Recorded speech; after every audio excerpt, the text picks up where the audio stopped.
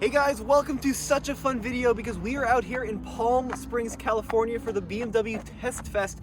And of course, the first thing my dad and I do, we find the Mini Coopers. And in this video, we are doing old versus new Mini Cooper edition because we have two really special Minis. And in this video, we're gonna compare and contrast them and talk about which one is better and maybe why. So let's start with the old one. Dad, what do you think of the color?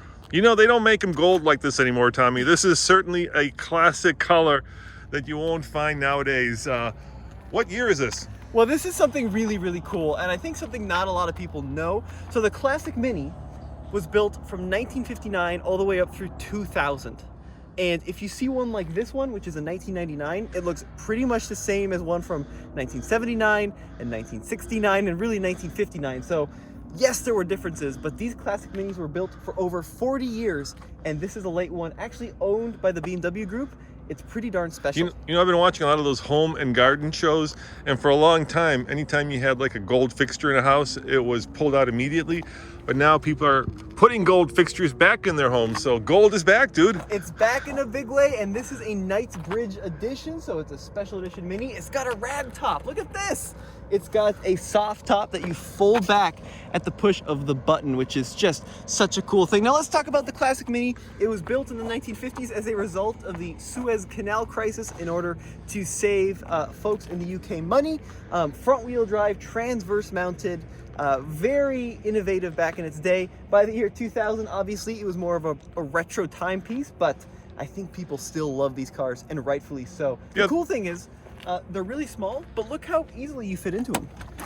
Yeah, of course, the Mini was one of the first cars to pioneer a transverse mounted engine, and then putting the wheels and tires at the very tippy front and end of the car to give you as much interior room. So how comfortable are you, dude? Super comfortable. I am 6 feet tall if I sit up straight, which I never do.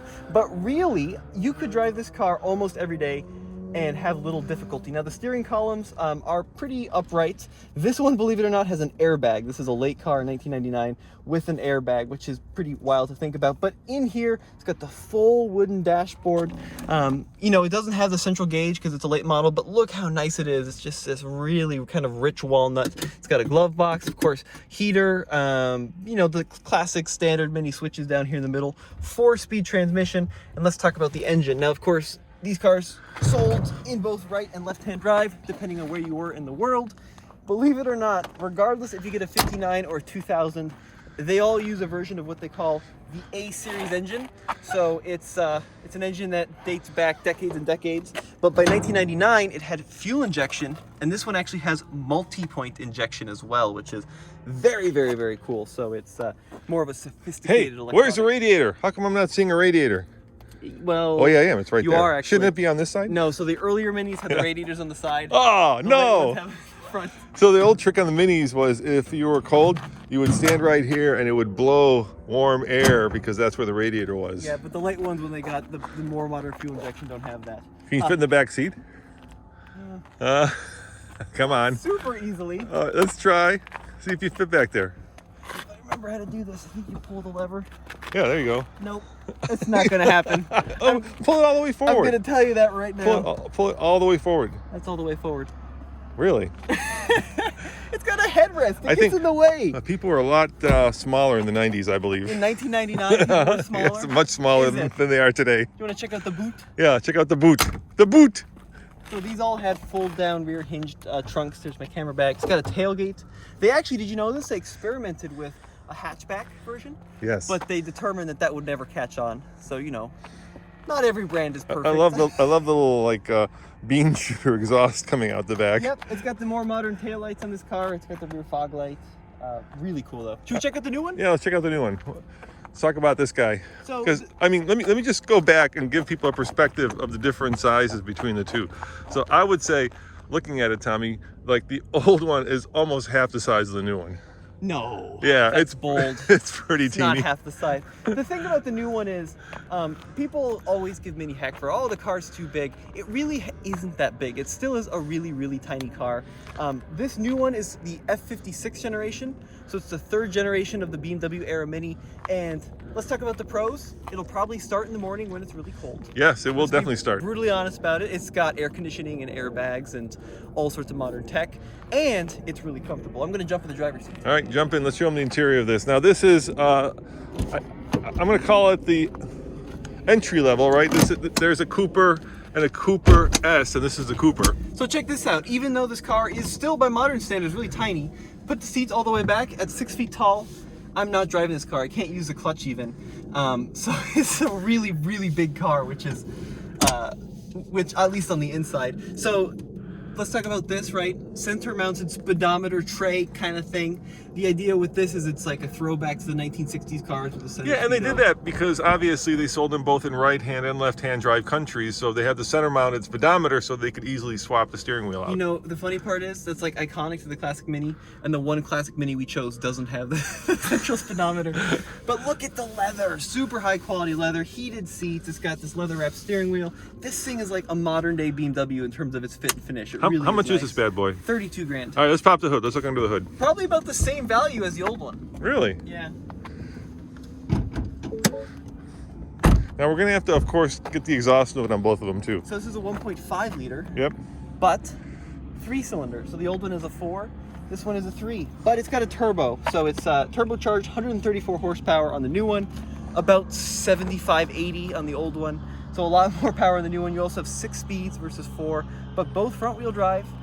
This one now has a separate oil pan for the engine and the transmission versus the old one where it was all in one sump. All right, let's play a game. Which one sounds better? You want to start them up and I'll get the exhaust note, or do you want me to start them up? No, you're All right, let's see which one sounds better. All right, We'll let you guys... This car has an alarm system. It's got an immobilizer. We'll let you guys comment in the comments below. You guys let us know which one you like better.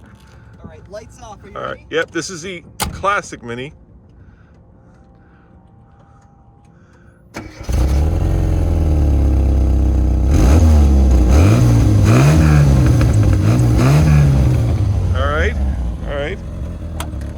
Let's compare and contrast that to the modern Mini. Okay, ready? Yeah, ready. A 3-cylinder, this should be interesting. Much bigger exhaust pipe.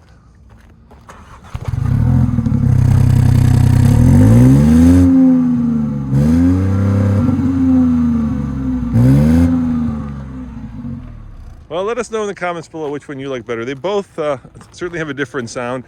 I'm guessing that even though this one is much newer, it probably has better fuel economy. Probably. Do you want to take it for a quick spin? Yeah, let's take it for a just quick around spin. this little Yeah, speed pad? let's do it, yeah. We'll start with the old one, we'll go in a square, and All then right. we'll do the new one. All right, let's just go for a quick spin and see how they drive. So a quick reminder, Mini has won Monte Carlo a few times. Actually, a bunch of times. And even though these cars were small and meant to be economy cars, they are incredible performers on both the road and the track. Look, that's like a full-size pickup truck in front of us. Yeah, I know, it's massive. All right. All right. That's not reverse. No, you want to go into reverse. Yeah, otherwise we're gonna have a very different video here. Where's reverse on these Right. Minis? No, I know it's right. I have one. Try that. You're gonna get Rob's help here? Hold on. Is there a button? On mine, oh, hang on. It's just like mine, I bet. Rob, it's a pull up, right, for reverse? Ah! We figured it out. Figured it out. Right. Thank you, Rob. Rob is our mini savior out here today. He is, yeah. All right, let's see what the A series is like. Are you ready? I'm ready. Go for it. Quick little zip. Oh, yes! 5,000 RPM. God, what a little machine. And these later fuel-injected cars, they really are super smooth. Steering, non-power assisted, incredibly direct. I mean, woo, look at that!